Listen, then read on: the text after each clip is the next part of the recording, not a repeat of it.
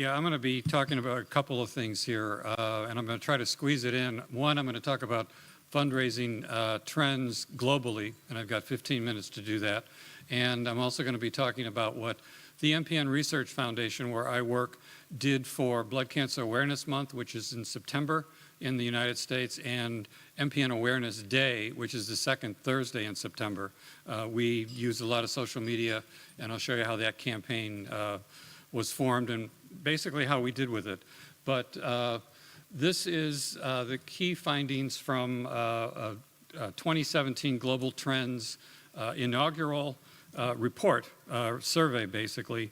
They had not done this before. The survey was by the Public Interest Registry and researched by the nonprofit Tech for Good.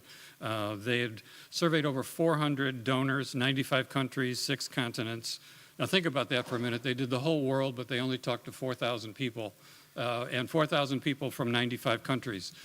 So it's a very thin survey, but it does have some interesting parts to it. Now the other thing is it was only in English, French, and Spanish. The majority, as you might expect, of the people participating were from English-speaking countries, Canada, the US, Australia, the United Kingdom.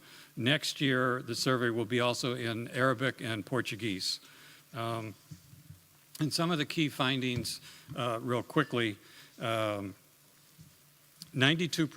of the donors trust organizations, which is good. If donors do not trust what you're going to be doing with the money, it's going to be very difficult to raise any funds.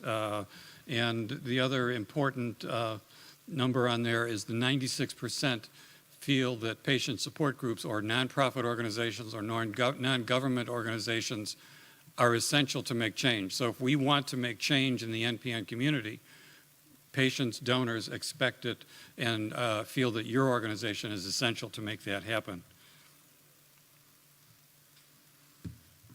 Some of the interesting findings as far as giving behavior. Majority prefer to give online. 62% of millennials, 59% of Gen Xers and baby boomers. Many of them are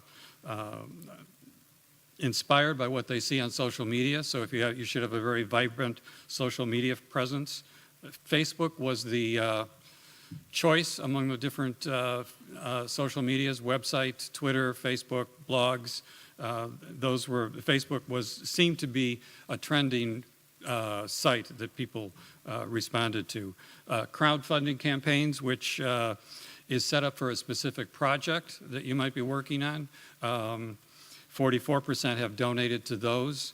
33% have donated to a peer-to-peer fundraising event. We usually think of these as the endurance athletic events, marathons, and that sort of thing. It doesn't necessarily have to be that type of thing. It could be a non-athletic event. It could be just a dinner or something like that that they're trying to raise money for. But now I'm going to go into the different continents. And again, I'm talking about the continents here. So I understand that out of 4,000 people being surveyed, and we're looking at an entire continent, these are very rough numbers. And I understand that within the different continents, there's going to be differences. But some of it is interesting to look at. Less than half the organizations in Africa have websites, which also explains that they give through mobile devices. And the app that is most used is WhatsApp. Now this is Africa, the entire continent. There are probably different things going on in South Africa, Egypt, where they might have a little bit more technology access. We're going to slip over to Asia. In Asia, because of the religious practices, and it's an integral part of their cultural norms, and that tends to focus their giving. They give around the holidays, Christians around Christmas, Ramadan, and the Hindu Festival of Lights are the times that they give most of their giving. The other thing is that this area of the world is quickly becoming the largest tech-savvy group out there. Now we're going to shift a little bit farther south to Australia, and they also combined Oceania. Now I should mention this was not my survey. I didn't set up the the groups like this, but they dumped Australia and Oceania into the same group. Interesting, in Australia and New Zealand, they embrace online giving also. Groups in the Pacific Island, and this would be a no surprise, they struggle to use the internet, probably because of access can be unreliable. Australian donors tend to be younger than other regions. Gen Xers are the largest donors in this group. And they like to go, the people in Australia seem to like to go to parties. Attending fundraising events was the highest frequency of any funding group. So if you're in Australia or New Zealand, a fundraising event might be the way to go as opposed to another event, but it might be different in your area too. In Europe, these folks give, this is the group that gives most generously to outside of their region. They're more global focused. They also prefer to give online, and social media inspires most of these donors. Again, Facebook is the media of choice, and 39% of these donors are Gen Xers. This group tends to be a little bit older than some of the other groups, and they have the lowest fundraising event attendance, which means they don't like to go to parties. So if you're in Europe, having a party might not be the way to do it. But again, this is their survey. It might be different where you are. So this is, you know, don't blame me. If you like to party, go for it. In North America, again, 62% of these donors give online. This is a big change in the last 5 years, 10 years or so. When I started in fundraising, obviously, online didn't exist. We had the Pony Express and that sort of thing. But as security, online giving has improved, and the ease and people are more comfortable with it, online giving is one of the best ways to raise funds. And I'll show you one of the ways that we did it at the foundation. In North America, some of the most popular causes are religious and faith-based organizations. And 67% of donors in North America are also volunteers. So, pardon? That includes Trump? 67 includes Donald? Yes, yeah. But they volunteer in addition to donate, so which is different than other groups. And in South America, this tends to be concentrated in those three countries: Argentina, Brazil, and Chile. 38% are inspired to give for social media. Again, Facebook is the platform of choice, and again, almost 50% prefer to give online. So if you need to have a presence online, and you have to have a mechanism for them to give online. But email is not going to work for the folks in South America. That precludes our trip around the world real quickly. But I'm going to show you what we did during the month of September. And in the United States, the month of September is Blood Cancer Awareness Month. And the second Thursday of the month of September is MPN Awareness Day. Now, it might be different in your part of the world. I think in the UK it might be in June. I could be wrong about that. But it is different. It's not uniform. But you can still use what we did to raise awareness, to raise funds, and to get people who are visiting our site to what we call a call to action, what we wanted them to do during the month of September for Blood Cancer Awareness Month and MPN Awareness Day. And we had 4 call to actions, which I wouldn't suggest that you do, because 4 is a lot to ask people to do even over the length of a month. And you'll see what happened to our outcomes at the end of it. Obviously, the one thing that we wanted them to do, because this is fundraising, we wanted them to donate to us. This is a month. I know it's kind of foggy. This is 5 weeks. We started the week before September, and we started the first week asking them to donate to us. The green is the donation asks, and there were 5 of those. Blue, a big initiative for us this year is My MPN, which is the patient registry.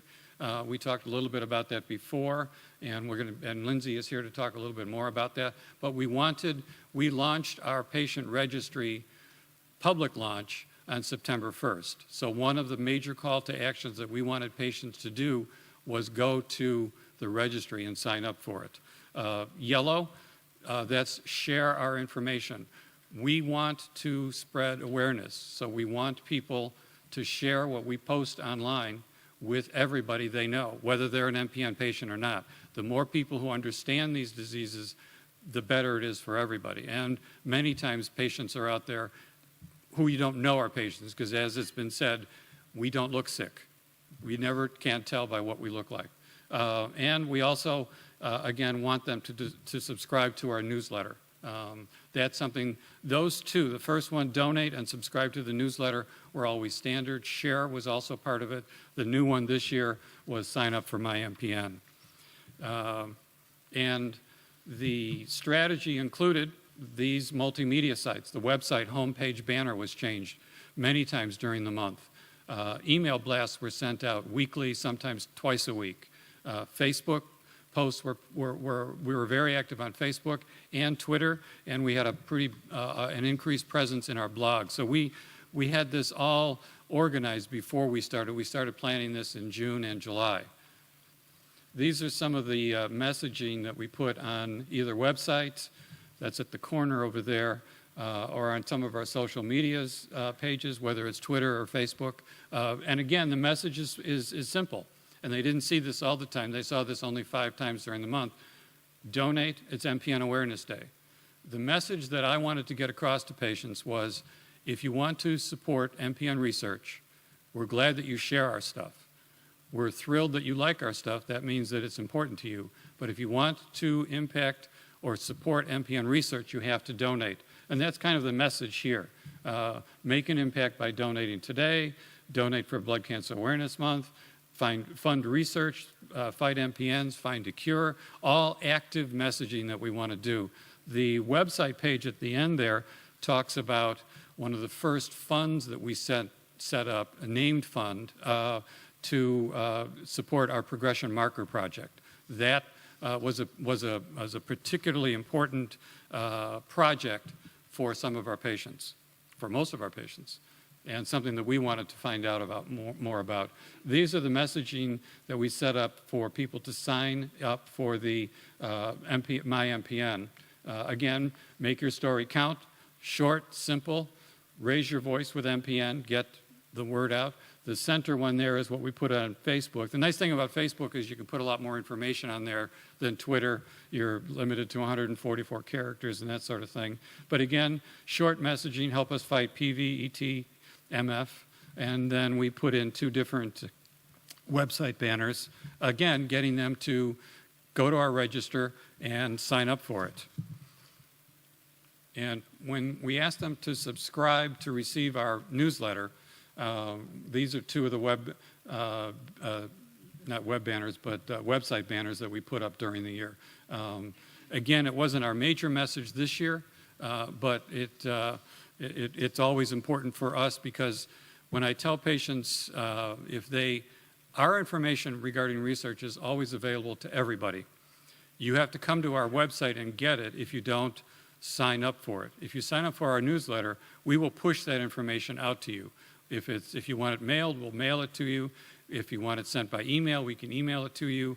If you tell us who you are and give us your email address, you'll get our email blasts. You'll get more information sent to you, and it'll be easier. It'll come to your inbox as opposed to you having to come and get it. It's available, but it's easier if we send it out to you. And the word of the day is Twibbon for Facebook and for Twitter.